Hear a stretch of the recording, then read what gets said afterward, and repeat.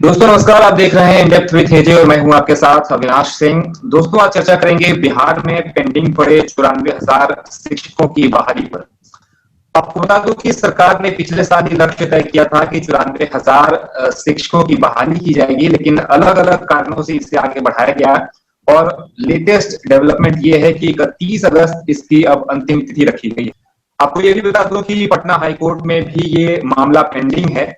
और इसके अलावा हम नियोजित शिक्षकों के प्रदर्शन पर भी चर्चा करेंगे। नियोजित शिक्षकों की क्या मांगे रही हैं बिहार में। इन सभी मुद्दों पर चर्चा करने के लिए हमारे साथ जुड़ गए हैं कृष्ण कुमार, सौरभ कुमार और पुरुषोत्तम कुमार, जो कि डीएलएड के लीडर भी हैं और नियोजित शिक्षकों का भी पक्ष रखेंगे। आप तीनों का बहुत बहुत स्वागत है और धन्यवाद मेरे इस कार्यक्रम में जुड़ने के लिए। कृष्ण जी, धन्यवाद सबसे अविनाश पहला सर। सवाल मेरा जी कृष्ण जी, सबसे पहला सवाल मेरा आपसे है कि पटना हाईकोर्ट में डीएलएड प्राथमिकता और दिसंबर 2019 के सीटेट पास अभ्यर्थियों ने जो केस किया है और जिस जी कारण से शिक्षक बहाली की प्रक्रिया जो है पूरी रुकी हुई है, उस पर आप क्या कहना चाहेंगे? देखिए, ये नियोजन प्रक्रिया पिछले 1 साल से चलती आ रही है। लगभग जी 2011 से जितने भी टेट पास अभ्यर्थी हैं जो अब तक बेरोजगार हैं, कई बार जी वो बीटेट पास कर चुके हैं, सीटेट पास कर चुके हैं, लेकिन सरकार जी इस मुद्दे पे गंभीरता से नहीं ध्यान देती है। बहाली अकारण बिना कोई कारण का, जिसका कोई मकसद नहीं है, जो कोई जिम्मेवार मुद्दा नहीं है, उस कारण से बार बार कुछ अभ्यर्थी, चंद अभ्यर्थी जो बहाली को फंसाना चाहते हैं, बार बार वो हाईकोर्ट में जी जाके हाईकोर्ट का सहारा लेकर वो बहाली को फंसाते चले आ रहे हैं। जहां तक बात है डीएलएड प्राथमिकता की, जी तो डीएलएड प्राथमिकता के विषय पे शिक्षा विभाग ने अपना पक्ष क्लियर कर दिया है विभाग के द्वारा ही, कि हम लोग डीएलएड प्राथमिकता के पक्ष में हैं। लेकिन जो चंद अभ्यर्थी हैं जो असंतुष्ट है इस फैसले से, वो इस मामले को लेकर हाईकोर्ट तक गए हैं। जी और उस कारण से अकारण ही सरकार अब तक, जैसे देखिए कि ये मुद्दा पिछले 42-43 दिनों से अभी लंबित है, उस पर अभी फाइल करना था, काउंटर फाइल उस केस के उस केस के पक्ष में जवाब देना था सरकार को, शिक्षा विभाग को, लेकिन अभी तक नहीं कर पाई है। तो इस कारण से अभ्यर्थी सारे चिंतित है अब जी तक कि सरकार गंभीर नहीं दिखती है उनके मसले को लेकर, रोजगार के मसले को लेकर गंभीर नहीं दिखती है। इस कारण से अभ्यर्थी में काफी रोष भी है। जी कृष्ण जी, आप मुझे ये बताइए, जैसा कि पहले शिक्षा विभाग ने जो बहाली निकाली थी 94,000 वैकेंसीज पर, जी उसमें पहले डीएलएड को शामिल नहीं किया गया था। फिर डीएलएड के अभ्यर्थियों ने पटना हाईकोर्ट में केस किया, जिसके बाद डीएलएड के अभ्यर्थियों को शामिल किया गया, लेकिन फिर एक शर्त रख दी गई कि डीएलएड के अभ्यर्थियों को प्राथमिकता दी जाएगी 1 से लेकर 5वीं कक्षा के शिक्षकों के लिए।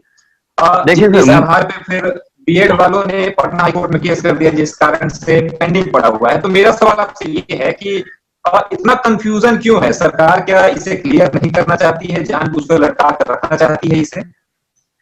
देखिए सर, मुद्दा क्या है कि पिछले साल जो एनआईओएस जो प्रकरण है, उससे जी पूरे देश के लाखों अभ्यर्थियों को डीएलएड करवाया गया था। जो प्राइवेट स्कूल के टीचर थे, जी उनको एनआईएस के थ्रू जी उनको करवाया गया था डीएलएड। तो सरकार जब ये बहाली निकली थी, उस समय जैसे डीएलएड और बीएड के जो पक्ष के अभ्यर्थी हैं वो एलिजिबल हैं, लेकिन उस समय तक जी एनआईओएस के डीएलएड अभ्यर्थी उस समय तक एलिजिबल नहीं थे। तो इस कारण से उन्होंने इस मुद्दे जी को शिक्षा विभाग के सामने रखा, और शिक्षा विभाग के मना करने के बाद उन्होंने पटना हाईकोर्ट में इस मुद्दे को रखा, और उसके बाद एनसीटीई से रमेश पोखरियाल जी के माध्यम से इस जी बात को गंभीरता से समझा गया, और उसके बाद उनको मौका दिया गया इस बहाली में। तो वो तो इस बहाली में सर मौका दिया जी गया, लेकिन बात यहाँ पे ये है कि इन जो अकारण मसले के कारण, जो छोटे छोटे मसले हैं जिनका विभाग अपने आप पक्ष रखती है, फिर भी अभ्यर्थी नहीं समझते हैं, और उसके बाद भी बेवजह हाईकोर्ट में जाके इस मामले को फंसाती है। इस पे सरकार मुस्तैद कहीं नहीं दिखती है। इसके कारण आप लोग न्यूज में भी जी आत्महत्या की खबरें आते रहती है, इस तरह की खबरें आती रहती है कि बेरोजगार अभ्यर्थी हैं जो डीएलएड पास कर चुके हैं, सीटेट पास कर चुके हैं, उनके आत्महत्या की खबर आती है। साथ ही उसके जी बेरोजगारी के कारण वो लोग मनरेगा में काम करते दिखते हैं। तो ये बहुत दुखद घटना है कि जी और कुछ दिन पहले की बात है कि एक नियोजित शिक्षक भी जो उनको पैसे की कमी के कारण वो उनको सही से मानदेय जी नहीं मिल पा रहा था, जिस कारण से उन्होंने आत्महत्या कर ली। तो ये सारी मुद्दे को देखने के बाद लगता है हम लोगों को कि बिहार सरकार, नीतीश कुमार बिहार के अभ्यर्थियों के शिक्षा के क्षेत्र में कहीं भी थोड़ा सा भी मुस्तैद नहीं दिखती है। जी। मेरा अगला सवाल सौरभ जी से है। सौरभ जी, आप मुझे ये बताइए कि जैसे कृष्ण कुमार ने कहा कि बिहार सरकार की मंशा साफ नहीं है शिक्षकों की बहाली को लेकर। 31 अगस्त आखिरी तिथि दी गई है। सरकार ने कहा है कि 31 अगस्त तक हम शिक्षकों की बहाली कर देंगे, लेकिन अब सिर्फ 10 दिन बचे हैं। तो आपको क्या लगता है कि इन 10 दिनों के दौरान कुछ हो पाएगा? देखिए सर, सबसे पहली बात तो है कि सर आपका बहुत बहुत धन्यवाद जो हमारे मुद्दे में रुचि लिए और इस तरह हमारे मुद्दों को दिखा रहे हैं। और सर मैं कहना चाहूंगा कि पहले हमें थोड़ा सा फ्लैशबैक में आपको जाके बताना चाहिए कि कैसे बिहार सरकार ने हम अभ्यर्थियों को लगभग 8 साल से गुमराह कर रहे हैं। सर 2012 में पहली बार टीईटी का आयोजन हुआ। उसके बाद से सर जो है नई वैकेंसी आई, लगभग उसमें ट्रेंड अनट्रेंड दोनों को बैठाया गया, सब कुछ हुआ, वहां पे एग्जाम भी लिया गया। और उसके बाद सर क्या हुआ कि वहां से अभ्यर्थियों का जो है एक हुजूम जो है लगभग 2-2.5 लाख 3 लाख नियोजित शिक्षक जो है बहाल किए गए। लेकिन उसके बाद क्या था सर कि बहुत ज्यादा मात्रा में जो है सीटें रिक्त रह गई। फिर भी बिहार को लगभग 7 से 8 लाख शिक्षकों की जरूरत थी कुल मिलाकर। लेकिन फिर भी सरकार ने लगभग 4 लाख और पुराने शिक्षकों के मिलाकर लगभग 5 लाख शिक्षक ही बहाल किए। और दूसरा नंबर है कि उसके बाद 2017 में सर हम आए। 2017 में क्या हुआ कि सरकार जो है 2015 में ही सरकार जो है शिक्षकों के प्रति अपना रुचि दिखाना बंद कर दिए और उसके बाद शिक्षा के क्षेत्र में उतना ध्यान देना शुरू नहीं की। लेकिन उसके बाद हुआ सर क्या कि 2015 के बाद शिक्षकों की बहाली रोक दी गई। और उसके बाद हम लोग 2017 में धरना प्रदर्शन किए और उसके बाद हाईकोर्ट में भी गए, केस भी किए कि शिक्षकों की बहाली हो। लगभग 2.5 लाख पद रिक्त हैं बिहार में शिक्षक के। तो उसके बाद टीईटी का आयोजन बिहार सरकार ने किया 2017 में। 2017 में जब टीईटी का आयोजन हुआ तो उस टीईटी का आयोजन के बाद क्या हुआ कि शिक्षा ये बीएसईबी बोर्ड ने उसका आयोजन किया था। तो उसको जो है बीएसईबी बोर्ड ने दे दिया कि मतलब ठीक है, रिजल्ट को जैसे तैसे जारी कर दिया। उसके बाद लड़कों ने फिर हंगामा किया। हंगामा करने के बाद, बहुत धरना प्रदर्शन करने के बाद फिर दोबारा रिजल्ट पब्लिश हुआ। दोबारा रिजल्ट पब्लिश होने के बाद लड़के सोचे कि अब हमको जो है रिजल्ट कार्ड मुहैया करवा दिया जाए। जो काम सरकार को करना चाहिए था उस काम के लिए हम अभ्यर्थी दौड़ लगा रहे थे कि जो इस बार रिजल्ट कार्ड आए उस पर बार कोडिंग हो और हमारे आधार कार्ड से लिंक हो, जिससे कि धांधलीबाजी जो पहले जैसा हुआ है कि एक ही रिजल्ट कार्ड पे 5-5 6-6 शिक्षक बहाल हो गए थे, इस बार ऐसा ना हो। तो उसके लिए भी हम लोग हंगामा किए, धरना प्रदर्शन किए। उसके बाद किसी तरह हम लोग को मार्च में जाकर 2-3 बार रिजल्ट पब्लिश होने के बाद मार्च में जाकर हमको जो है मार्च के बाद अप्रैल मई में रिजल्ट कार्ड पब्लिश हुआ। उसके बाद हम लोग बहाली के लिए, शिक्षक बहाली के लिए आए कि अब तो हमारा रिजल्ट हो गया है, अब शिक्षकों की बहाली हो। उसके लिए हम लोग धरना प्रदर्शन करना शुरू किए। अब हम लोग सरकार से मांग करते रहे, बोलते रहे, सरकार बहाना बनाती रही कि समान काम समान वेतन का एक मसला है जो सुप्रीम कोर्ट में लंबित है, उसके निर्णय के बाद ही हम बहाली कर पाएंगे। फिर हुआ 2019 में जाकर जो है ये मसला भी खत्म हो गया। जून महीने में 10 जून को सुप्रीम कोर्ट का निर्णय आ गया कि जो है शिक्षकों के पक्ष में फैसला नहीं आया, सरकार के ही पक्ष में आया। तो हम लोग को उम्मीद था कि सरकार के पक्ष में अगर फैसला आया है तो हम लोगों को अब हम लोगों की बहाली की जाएगी। लेकिन सरकार वहां से भी ढुलमुल रवैया अपनाने लगी। उसके बाद जो अभ्यर्थी लगभग 2 साल से इंतजार कर रहे थे कि शिक्षक बनने के लिए बिहार में, उनका गुस्सा जो है जायज था। वो गुस्से हुए, आंदोलन हुआ हम लोग जो है आंदोलन पे चले गए। आंदोलन में जाने के बाद जो है क्या हुआ कि हम लोग जब आंदोलन में गए, लगातार हंगामा प्रदर्शन हुआ, हम लोग पे लाठियां चली। और उसके बाद जाकर तब जो है हमारे अपर सचिव जो है आर के महाजन, उन्होंने फैसला सुनाया कि हम जो है शिक्षकों की बहाली करेंगे। और हम लोग को उम्मीद था कि 2.5 लाख पद रिक्त, ये खुद बोले हैं, सुप्रीम कोर्ट में भी बोले हैं, हमको 2 से 2.5 लाख शिक्षकों की बहाली करनी है। उसके बाद लोकसभा में भी 2017 में बोला गया कि बिहार में 2.5 लाख से ज्यादा शिक्षकों के पद रिक्त है। हम लोग को उम्मीद था कि बम्पर बहाली आएगी, 2-2.5 लाख बहाली आएगी। लेकिन सरकार वहां से तो बिल्कुल ही ध्यान दे नहीं रही थी। जैसे तैसे करके 90,000 सीट निकाल दिया बैकलॉग से। मतलब 2012 के बचे सीट को निकाल दिया गया। आप लोग यहीं से उम्मीद लगा सकते हैं सर कि 2019 में 2012 की सीट पे बहाली हो रही है। और उसके बाद सर हम वो लोग भी सर सोचे ये कि 2020 पहुंच चुकी है। वो उसके बाद सर सुनिए थोड़ा सा, उसके बाद क्या हुआ कि हम लोग 2019 में जो है निकाला गया आवेदन का डेट। अब सर उम्मीद कीजिए कि आवेदन का डेट आ गया, आवेदन आज से प्रारंभ होना है, लेकिन आवेदन को लेकर कैसे आवेदन भरना है, आवेदन का फॉर्म कैसा होगा, कोई जानकारी नहीं है स्टूडेंट के पास में। कहाँ आवेदन देना है, कोई नियोजन इकाई आवेदन ले रहा है, कोई नहीं ले रहा है। इस तरह अनियमितता चलती रही। उसके बाद भी किसी तरह के अभ्यर्थी को लगभग 9,000 नियोजन इकाई है सर बिहार में, लगभग 9,000 नियोजन इकाई बिहार में है, और 9,000 मैक्सिमम आप फॉर्म 9,000 अप्लाई कर सकते हैं। और सर एक फॉर्म का कॉस्ट जो है आप लोग उसमें हमें सारा जो भी डॉक्यूमेंट्स है, इंटर मैट्रिक और क्या बोलते हैं ग्रेजुएशन, डिप्लोमा और टीईटी का सबका एडमिट कार्ड सहित सबका सर्टिफिकेट हमें लगाना था, और मार्कशीट भी।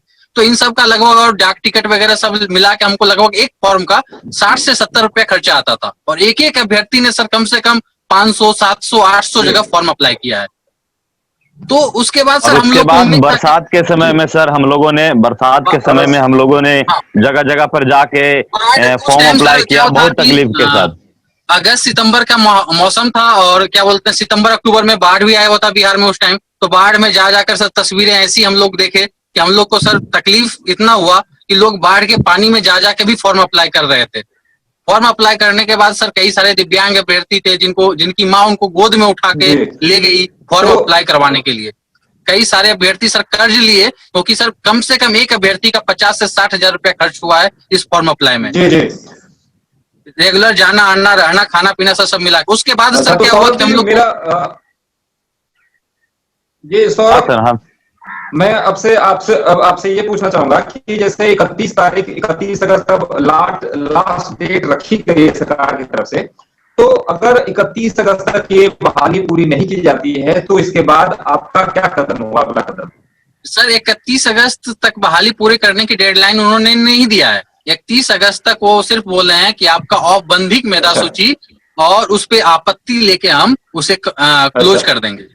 उसके आगे का काम जो है फाइनल मेरिट लिस्ट जारी करना, और उसके बाद क्या बोलते हैं काउंसलिंग और फिर नियोजन पत्र बांटने का काम हम माननीय हाईकोर्ट के निर्णय के बाद ही करेंगे। और माननीय हाईकोर्ट में सर 2 मामले लंबित हैं, सीटेट दिसंबर को लेकर और डीएलएड प्राथमिकता को लेकर जी। और सर दोनों ही केस में इतना लेट सरकार ने काउंटर फाइल किया है। तरफ से काउंटर एफिडेविट जी। तो आपको क्या लगता है इसका क्या कारण है? सरकार की मंशा क्यों नहीं है शिक्षकों की बहाली करने की? क्योंकि शिक्षकों से ही सारे लगभग सरकारी काम कराए जाते हैं। शिक्षा के क्षेत्र में तो है, स्कूलों में पढ़ाने का काम है, इसके अलावा चुनाव का काम, बाकी सारे काम शिक्षकों से कराए जाते हैं। लेकिन सरकार की मंशा शिक्षकों की बहाली करने की नहीं है, तो सरकार एक तरह से चुनाव के पहले कुछ लॉलीपॉप देना चाहिए।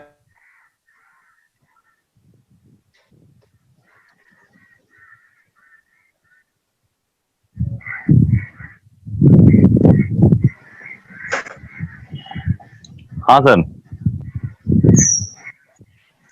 जी, मेरा सवाल ये था कि आपको क्या लगता है कि सरकार शिक्षकों की बहाली को लेकर गंभीर क्यों नहीं हो पा रही है?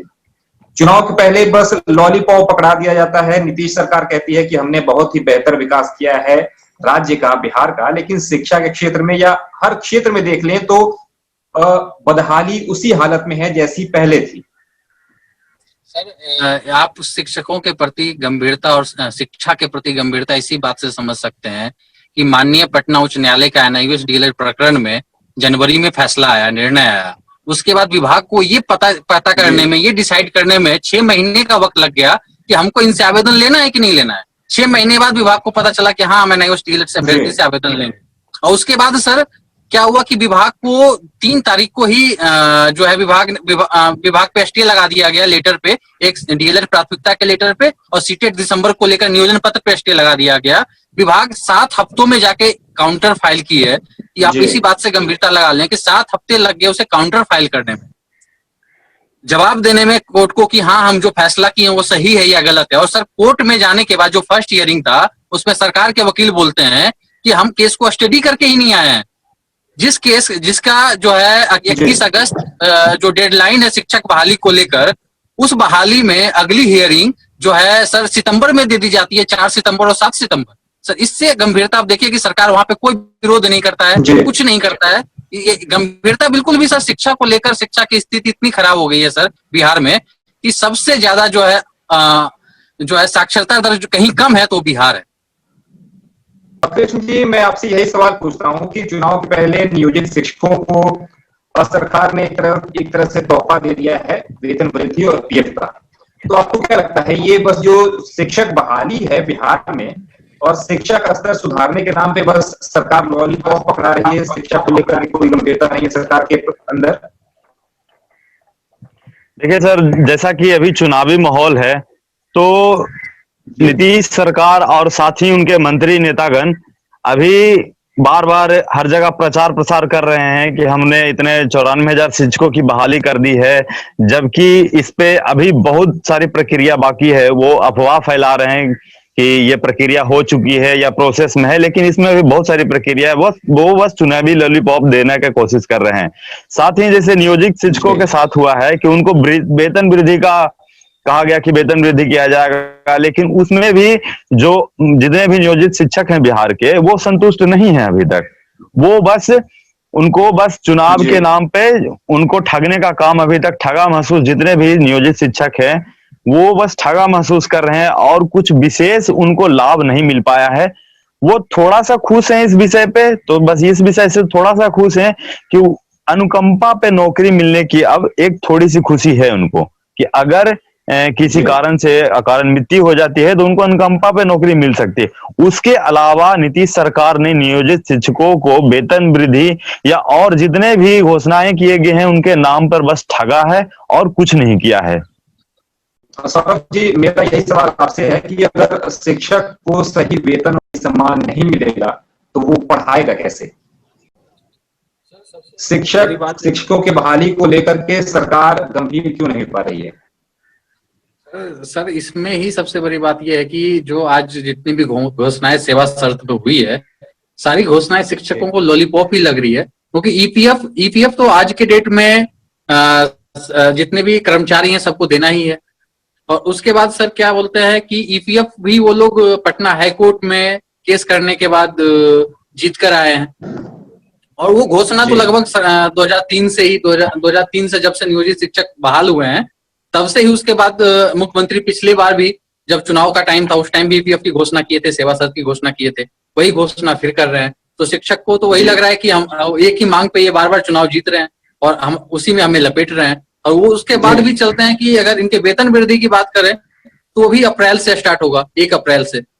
वो भी जब इनका चुनाव खत्म हो जाएगा, इन्हें कुछ नहीं मिलेगा, उसके बाद सर ये ठगा हुआ खुद को महसूस कर रहे हैं। और शिक्षकों की जब तक कमी रहेगी सर बिहार में, तब तक संभव नहीं है कि बिहार विकास कर पाएगा। क्योंकि विकास करने के लिए, किसी भी राष्ट्र को विकास करने के लिए सबसे पहले जरूरत होती है कि उसकी शिक्षा व्यवस्था को मजबूत किया जाए।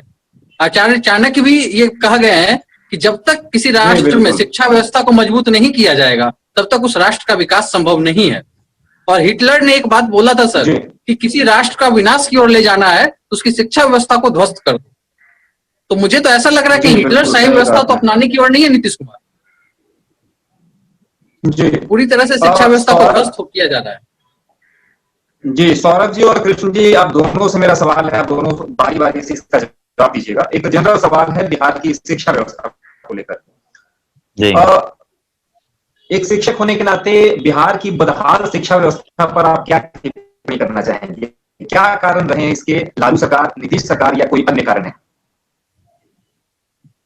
कृष्ण जी पहले आप जवाब दे दीजिए, फिर सौरभ जी इसके पास जाऊंगा। देखिए सर, जहां तक की बात है बिहार की, तो बिहार में पहले से ही जो यहाँ का प्रोसेस क्या है कि यहाँ पे जो शिक्षक हैं वो पहले जो टीईटी उत्तीर्ण के साथ भी आते हैं, यहाँ पे जॉब करते हैं, लेकिन उस तरह का उनको वेतन नहीं मिल पाता है और उस तरह का उनको सुविधा नहीं मिल पाता है। उस कारण से भी ये बहुत बड़ा इफेक्ट पड़ता है कि यहाँ की शिक्षा में प्रॉब्लम है।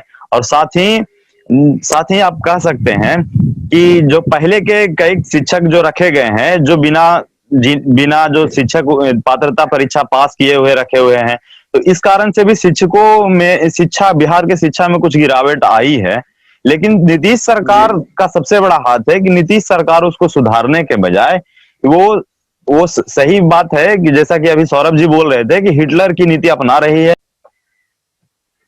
जी सौरभ जी, आपसे भी यही सवाल है कि बिहार की बदहाल शिक्षा व्यवस्था का क्या कारण है आपके हिसाब से? मुख्य कारण है कि सरकार जब तक किसी व्यवस्था को लेकर, शिक्षा व्यवस्था को लेकर गंभीरता नहीं दिखाएगी, जब तक ये नहीं सोचेगी कि हम साइकिल से, पोशाक से सिर्फ बच्चों को स्कूल तक तो ला सकते हैं, लेकिन बच्चों को स्कूल में लाने के बाद उन्हें कैसे डेवलप किया जाए, क्योंकि जब भी शिक्षा व्यवस्था को बनाना होता है तो हमें ग्राउंड लेवल से मजबूत करना पड़ता है। जब भी हम कोई मकान बनाते हैं तो उसका ग्राउंड जो है, उसका पिलर जो है, नींव जो है वो मजबूत होना चाहिए। तो हमारे यहाँ जो स्थिति ये है सर कि हमारे यहाँ प्राथमिक स्कूल जो है, उस प्राथमिक स्कूलों में आप जाइएगा तो 50 बच्चे 60 बच्चे दिखेंगे तो सही, जब उनके लिए शिक्षक खोजिएगा तो या तो एक पूरे स्कूल में एक शिक्षक है, या तो पूरे स्कूल में शिक्षक नहीं है, या तो सिर्फ प्रधानाध्यापक ही स्कूल में पढ़ा रहे हैं। और उसके बाद भी सर जो है तो बच्चों को बुलाया भी जाता है, प्रलोभन दिया जाता है। तो बच्चों को ये प्रलोभन दिया जाता है कि आप आइए, हम मिड डे मील खाइए, पोशाक लीजिए, साइकिल लीजिए और फिर चले जाइए। शिक्षा का तो वहां पे स्तर ही नहीं दिखता है सर। और उसके बाद क्या हुआ है कि सर कि प्राइवेटाइजेशन जब से स्टार्ट हुआ है, प्राइवेट स्कूल के प्रति जो बच्चे जाना शुरू हो गए हैं, जो अच्छे घर से, बेटर फैमिली से बिलोंग करते हैं, वो प्राइवेट स्कूल चले जाते हैं। और फिर जितने भी नेता हैं, जितने भी हमारे मंत्री साहब हैं, उनके बच्चे तो सरकारी स्कूल में पढ़ते नहीं है। सरकारी स्कूल में सिर्फ गरीबों के बच्चे पढ़ते हैं। तो वो अपने आप को अब ये मान लिया है कि हमारी स्थिति ही जो है इसके जिम्मेदार है। और उसके बाद जब उनका ग्राउंड लेवल नहीं सुधरता है, जब वो 14 साल 15 साल के हो जाते हैं, 18 साल के हो जाते हैं और अपने ग्राउंड रूट लेवल पे शिक्षा नहीं पाते हैं, तो उनका जो है मन शिक्षा से उब जाता है। वो शिक्षित होने के लिए शिक्षा के क्षेत्र में ना जाकर फिर वो रोजगार के क्षेत्र में चले जाते हैं। आपको क्या लगता है कि बिहार सरकार के पास कोई शिक्षा के क्षेत्र में बदलाव, सुधार लाने के लिए कोई नीति है ही नहीं, या नीति बनाना नहीं चाहती नीतीश सरकार, और सिर्फ एक वोट बैंक बनाकर रखना चाहती है शिक्षकों को? कृष्ण जी, जैसा देखिए सर, जैसा कि इस बार भी एनसीटीई से जो नई शिक्षा नीति आई है, तो नई शिक्षा नीति में जो शिक्षकों की व्यवस्था की बात कही गई है, उसमें है कि 30 बच्चे पे एक शिक्षक होना अनिवार्य है। लेकिन सरकार, जैसा कि आप अंदाजा लगा सकते हैं कि सर कि जो 2012 के बाद जो बहाली हुई थी, उसमें जो बैकलॉग वैकेंसी थी 94,000 की, वो अब तक नहीं पूर्ण हो सकी है। और उसके बाद जो सोच लीजिए कि 2012 से जितने भी शिक्षक के जो रिटायर हुए होंगे या नए स्कूल बने होंगे, जिसके कारण जो शिक्षक के पद सृजित हुए होंगे, उस जगह पे शिक्षक है ही नहीं। तो आप किस आधार पे कह सकेंगे कि बिहार की शिक्षा व्यवस्था बेहतर हो सकती है? जैसा कि नई शिक्षा नीति आने के बाद रमेश पोखरियाल जी ने भी कहा है कि अभी भी इस लॉकडाउन में भी, इस कोरोना संक्रमण के काल में भी, रमेश पोखरियाल जी ने कल ही ट्वीट करके बताया है कि जितने भी शिक्षकों के पद खाली हैं उनको पूरा कर लिया जाए। क्योंकि जो नया शिक्षा नीति लागू हुई है, उसमें सबसे ज्यादा अहम भूमिका किसी की अगर है तो वो शिक्षकों की है। क्योंकि शिक्षक ही इस पूरे नए शिक्षा नीति को अच्छे से जमीनी स्तर पे उतार सकती है। लेकिन आप जैसा कि देख सकते हैं कि बिहार सरकार इस पे थोड़ा सा भी गंभीर नहीं दिखती है। अगर गंभीर दिखती तो ये जो 2012 की बहाली है, जो बैकलॉग वैकेंसी है, अब तक नहीं पूरी हुई है, समझ सकते हैं कि कहां तक गंभीर है सरकार। और उसके बाद आप समझिए कि कितनी गंभीर है कि 2012 के बाद से अब तक की नए पद सृजित जो शिक्षक के पद हैं, और या फिर जो रिटायर हो चुके हैं शिक्षक, उन पदों पे अभी तक सोच लीजिए कि कब इस पे बहाली की जाएगी। तो इस बात से अंदाजा लगाया जा सकता है कि सरकार इस मसले पे, शिक्षा के मसले पे तनिक भी गंभीर नहीं है। जी, नई शिक्षा नीति की मैं बात करना चाहूंगा। मेरा आखिरी सवाल, तो थोड़ा सा एक नई शिक्षा नीति पे कुछ बोलना चाहता हूँ कि जो हमारी पुरानी शिक्षा नीति थी बिहार में, जो एनसीटी द्वारा ही लागू हुआ था, उसी शिक्षा नीति के अनुसार हमें लगभग 2.5 लाख पद जो है शिक्षक के चाहिए थे। 2.5 लाख रिक्त हैं अभी, और शिक्षक 2.5 लाख चाहिए। लेकिन नई शिक्षा नीति के अनुसार जो शिक्षकों का रेशियो 30:1 कर दिया गया। पहले बिहार में 40:1 रेशियो पे पढ़ाया जाता था बच्चों को, लेकिन अब 30:1 कर दिया। तो अभी अब और लगभग 1 लाख 1.25 लाख टीचर की जरूरत होगी। तो ये आंकड़ा बढ़कर लगभग सर 3.5 लाख 4 लाख चला जाएगा। अगर नई शिक्षा नीति लागू होने के बाद शिक्षकों को लगभग 4 लाख शिक्षक बिहार में चाहिए। लेकिन आप इसी बात से गंभीरता देखिए कि बिहार सरकार तो पुरानी शिक्षा नीति को ही लागू नहीं करवा पाई, तो नई कहां से विचार करना ही बिहार में बेवकूफी है सर।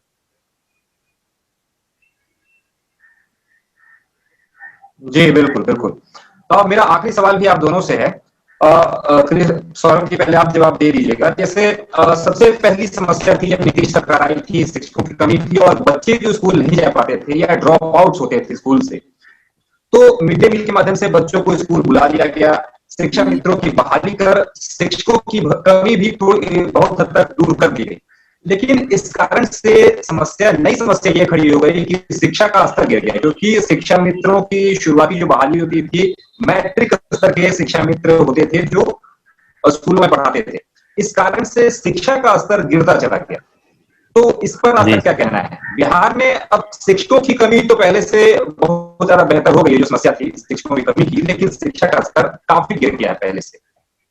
सर सबसे पहली बात यह है कि जो शिक्षकों को बहाल करना था सर, शिक्षकों की जो बहाली होनी थी उसके लिए टीईटी अनिवार्य था, लेकिन सरकार जो है वहां से ढुलमुल रवैया अपनाई और लगभग जो है शिक्षा को उनके हाथ में सौंप दिया गया, मुखिया और सरपंच के हाथ में सौंप दिया गया, जो खुद शिक्षा को लेकर उतने गंभीर नहीं रहते हैं, जिनको सिर्फ वोट बैंक से जरूरत होता है। तो उनके मुखिया के हाथ में अगर आप शिक्षा को सौंप दीजिएगा, शिक्षा को आप वोट बैंक बनाने चलिएगा, तो सर शिक्षा कहाँ से सुधर पाएगा। और उसके बाद सर दूसरा नंबर ये है कि जब आप टीटी अनिवार्य किए तो सभी के लिए टीटी अनिवार्य कीजिए, और उसके बाद सर कि आप जब तक शिक्षकों को सम्मान नहीं दीजिएगा, जब तक शिक्षकों को पूरा वेतनमान नहीं दीजिएगा, तब तक वो कहां से पढ़ाएंगे, अपना जी जान कहां से लगा पाएंगे। उनको अपना घर का जो है, घर के जो आम खर्चे हैं वो नहीं चल पा रहे हैं, तो फिर बेहतर विकल्प की तरफ जाते हैं वो कि हमें कहां से और पैसे मिले।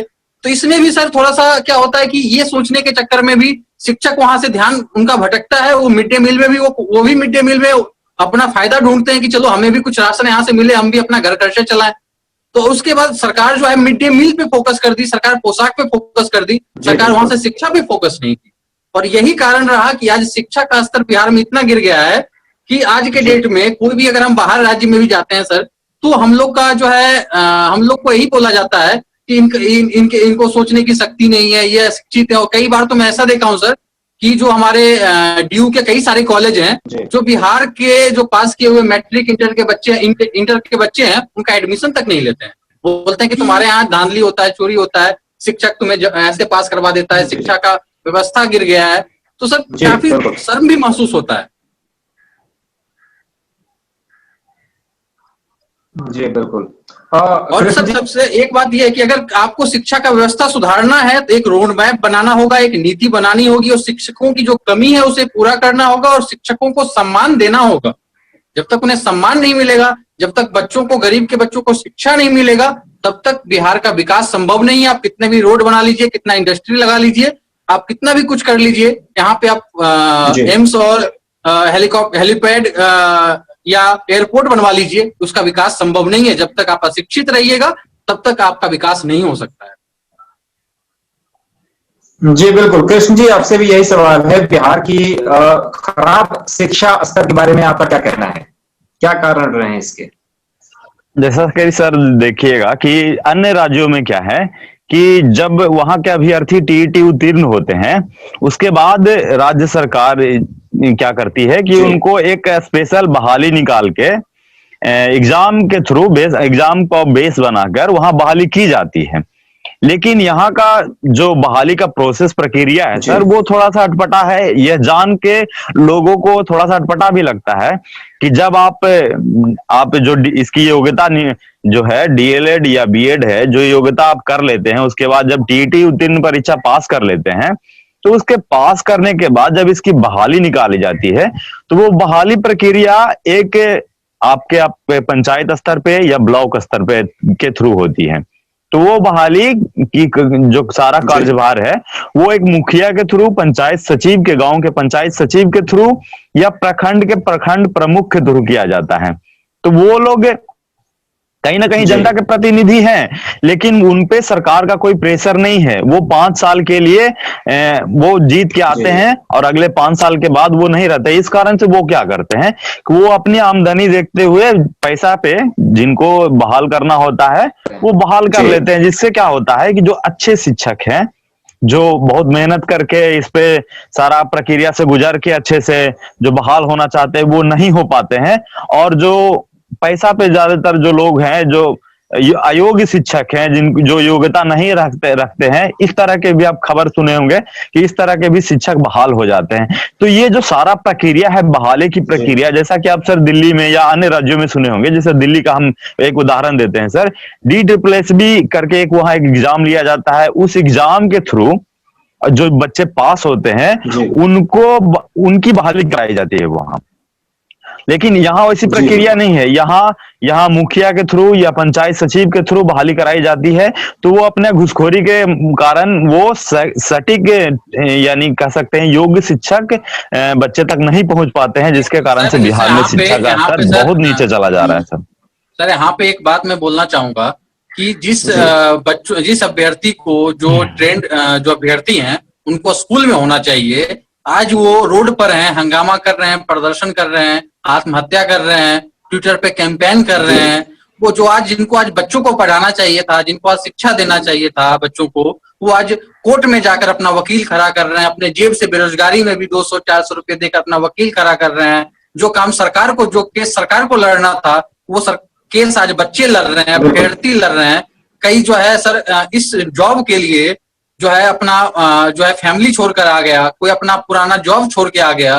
कई लोग अपना जो बसा बसाया सिस्टम था, जो दूसरे राज्य में रह रहे थे, वो इस उम्मीद में बिहार आए कि इस बार चुनावी समय है, हम लोग को रोजगार देगी सरकार और अपने राज्य में ही हम लोग रोजगार पाएंगे और बच्चों को अच्छी शिक्षा देंगे, अच्छी गुणवत्तापूर्ण शिक्षा देंगे, तो हमारा विकास भी होगा और राज्य का भी विकास होगा। लेकिन यहाँ पे तो बच्चे रोड पर हैं सर, अभ्यर्थी रोड पर है, मार खा रहे हैं, लाठी खा रहे हैं।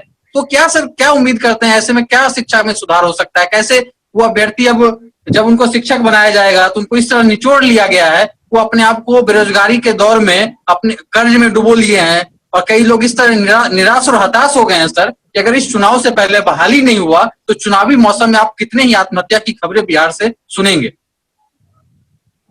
सर वही बात एक बार मैं फिर कहना चाहूंगा कि जैसा कि हम लोग अभ्यर्थी जो ये बहाली फंसा हुआ है, इस कारण से हम लोग काफी चिंतित हैं। इस वजह से सर हम लोग ज्यादातर आप सुने होंगे कि हम लोग ज्यादातर क्या करते हैं कि ट्विटर कैंपेन के माध्यम से, ट्रेंडिंग के माध्यम से लगातार जो हम लोग कुछ अभ्यर्थी हैं उनके सहयोग से लगातार ट्विटर कैंपेन किया जाता है, जिसमें बिहार राज्य के सहित अन्य भारत में भी ट्वीट ट्रेंड में हम लोग आते हैं। बिहार में नंबर 1 पे और अन्य पूरे भारत में हम लोग भी ट्रेंड करके अपने मुद्दे को प्रस्तुत करते हैं। लेकिन फिर भी सर हम लोग की ये जो परेशानी है, इस परेशानी को नीतीश सरकार नहीं समझ रही है।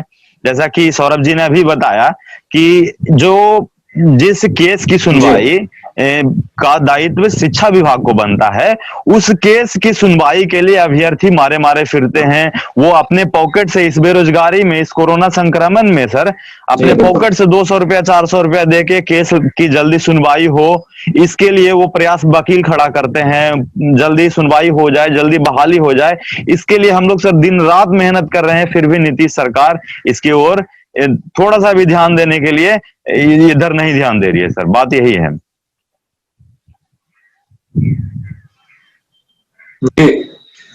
जी चलिए, कृष्ण जी और सौरभ जी आपका बहुत बहुत धन्यवाद हमसे इस बड़े मुद्दे पर अहम चर्चा करने के लिए। तो ये थे हमारे साथ कृष्ण कुमार और सौरभ कुमार, जो दोनों बिहार में शिक्षक हैं। दोनों ने बड़ी बेबाकी से बताया कि बिहार में शिक्षा और शिक्षकों की हालत कितनी बुरी है। सरकार की नीयत शिक्षकों को बहाल कर शिक्षा का स्तर सुधारने पर नहीं है, बल्कि इसे एक सिर्फ चुनावी मुद्दा बनाकर वोटों में तब्दील करने की है।